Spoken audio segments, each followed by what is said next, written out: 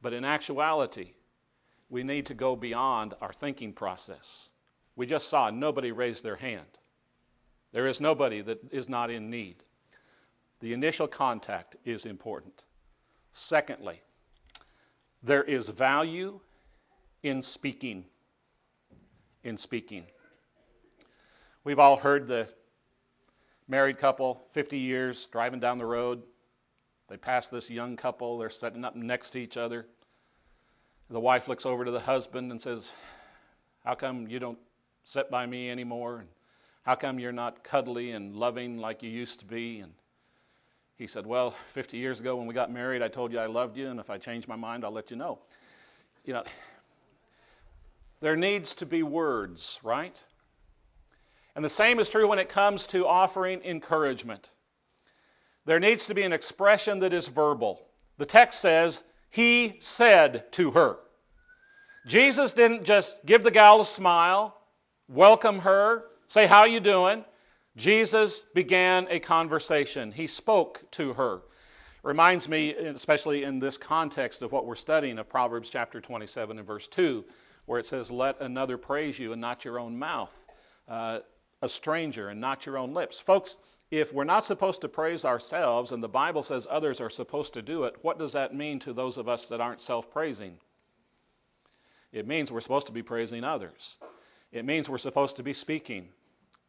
It's significant to speak these things of encouragement. Let me give you a few pointers about speaking those kinds of things. Number one, give it to the person, not to somebody else. Give it to that person. Don't give them a backhanded encouragement.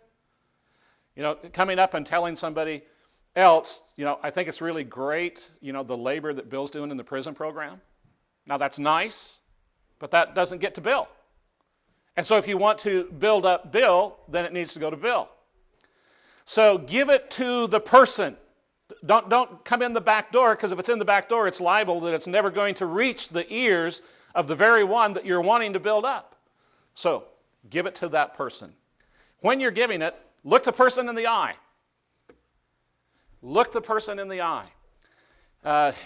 Nothing worse than trying to listen to somebody's words of encouragement and they're looking for somebody else, or you know that means I'm just here to throw out some words and be gone.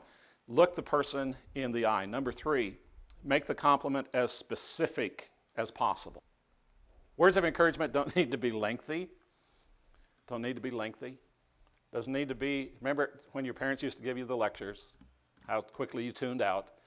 Well, even sometimes positive things, if they become lengthy, they're not listened to. So it doesn't need to be long. Keep it brief. And also, always be sure that it's honest. The Bible condemns flattery, false flattery. And it's dangerous if we engage in that activity. So there's five things to consider about our speech when it comes to building other people up. Number three, know what people need. Know what people need. How masterfully Jesus does that in this particular incident. This woman has walked out to the well and has come to draw water. And Jesus recognizes her greatest need is living water. He knew that. And he could make that illustration, that comparison. You know, it was going to be extremely easy for her to comprehend when he starts talking about living water. And obviously she's thinking still of physical, give me this water because then I won't have to come and draw all the time. You know, she doesn't get it at that point, but it is the catalyst around her need that Jesus uses to build her up. Know what people need.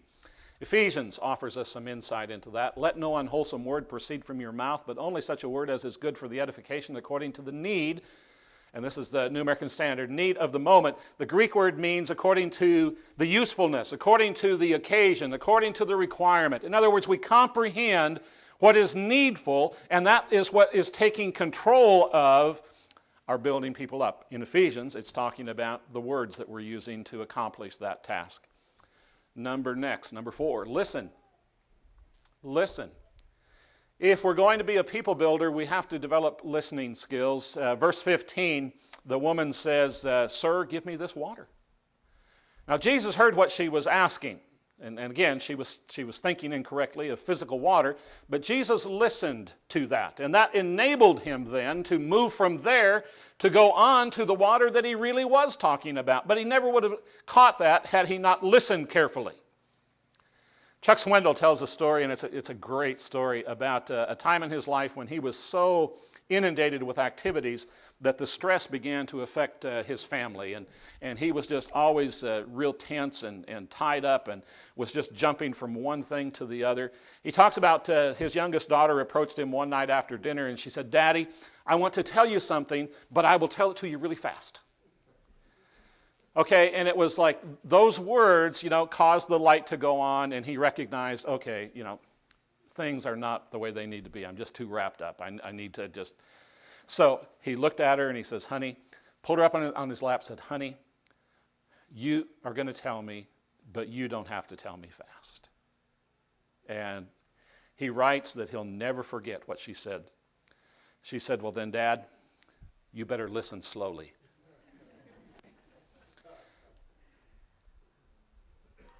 When it comes to building up people, some of the best words come from that little girl. We had better listen slowly.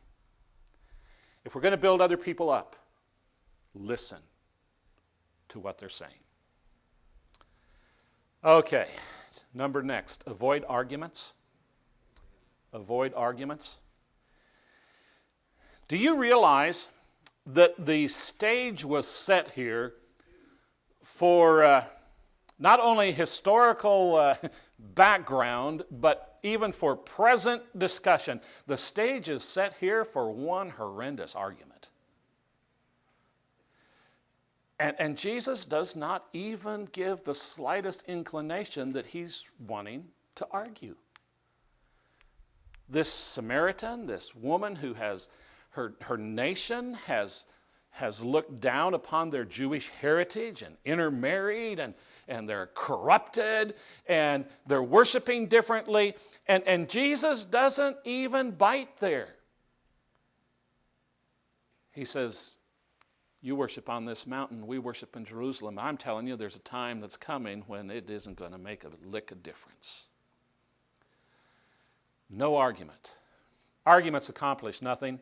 It's like, I couldn't find somebody beating their head against the wall, so that's the closest thing I could come. But that's how valuable arguing is, isn't it? It serves no purpose. It accomplishes nothing. Benjamin Franklin had discovered that plaster sown in the field aided in crop growth, and some of you botanists can explain why that might happen. But he tried to convince his neighbors that if they sprinkled some plaster in their fields, that their crops would grow better. And they all just said he was silly, it couldn't be. So what he did is he tried to convince them, and then he just dropped the subject. He just didn't bring it up. No argument, not gonna bat his head against that wall. So sometime later in the spring, he traced some letters in a field that was next to the path that everybody walked back and forth to town. And he traced those letters, and then he sprinkled plaster in those letters, and then he went and sowed the field. Well, it wasn't very long before those letters had grown up greener and taller than everything else. And so everybody that walked the path was able to read, "This has been plastered." No argument, just the proof. Arguing does nothing to build others up. Often nothing more than a little work and fruit are what's necessary to prove it. Winning an argument doesn't make us a winner. Exemplifying the work and the fruit of Jesus Christ always makes us a winner. Here's a little cowboy poetry. It might be fitting. Where'd that come from? Michael, did you mess with my PowerPoint? Okay, a little cowboy poetry. A horse can't pull while kicking. This fact we'll merely mention. And he can't kick while pulling, which is our chief contention. Let's imitate the good old horse and lead a life that's fitting. Just pull an honest load, and then there'll be no time for kicking. Point is, if we got time for argument, it means we're not pulling our load. It means we're not keeping our eye on the prize. It means we're not doing the work that God has put us here to do. If we got time for kicking, we are not pulling. Which boils down to every one of us, when it comes to this whole subject of people building, we are either a part of the problem or a part of the solution. Right? We're either kicking or we're pulling. A couple of truisms concerning people building. You get what you give. You get what you give. Now, there's a reason that the wise man Solomon in Ecclesiastes, I think it's chapter 7, says, cast your bread upon the water, because you never know when it's going to come back to you. You be about the task of doing what you're supposed to do, even if it seems as ridiculous as throwing bread on water, because it comes back. When it comes to people building, we get what we give. We get what we give. If we feel like we aren't getting the encouragement that we need, I'm just throwing this out there for you to process. It may mean we're not giving the encouragement we need to give. Okay? Second truism, what you give to others, you ultimately give to yourself. What you give to others, you ultimately give to yourself. When I become personally really focused on building other people up and make that a personal goal and objective, guess what happens to me? I feel good about building people up. I give it to myself. It's ironic that both, I think Michael this morning and also during our supper talk, there was a discussion about World War II. Viktor Frankl wrote a book following his experience during imprisonment in a Nazi prison camp during World War II. If you've never read Man's Search for Meaning, I would highly recommend that you do so. His whole process of human psyche has become foundational in modern psychology. And Viktor Frankl basically says, the negativity of your situation does not dictate your psychological choices. You can rise above those. And his personal experience of the prison camp is what led him to that belief. And that book is all about that, about man's search for meaning. If we're searching for meaning in a perfect world, it isn't going to happen. But in that book, he talks about that experience. During that time, he literally was witnessing people who lost all of their hope and all encouragement. He was watching how that they were actually giving themselves over to physical death by surrendering to all of this negativity. And he personally became driven to make sure that didn't happen to him. Now, he was getting the same food. He was living the same experiences that these people who threw away hope and died. But he said, this is not going to happen to me. And so it became evident by the choices and the way he started to live, it became evident to all that were around him that he was doing something different. And so what happened in the process of time is that other fellow prisoners began to ask him to give, if you will, little speeches of encouragement to the group.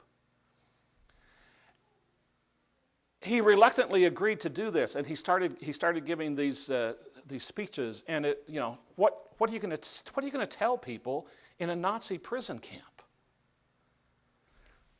He talked about, you can live through tomorrow. Who knows? Tomorrow, that thin soup might have a pea in the bottom of it. Or you may encounter a guard that actually treats you like a human being tomorrow. And he began to offer these little bits of encouragement.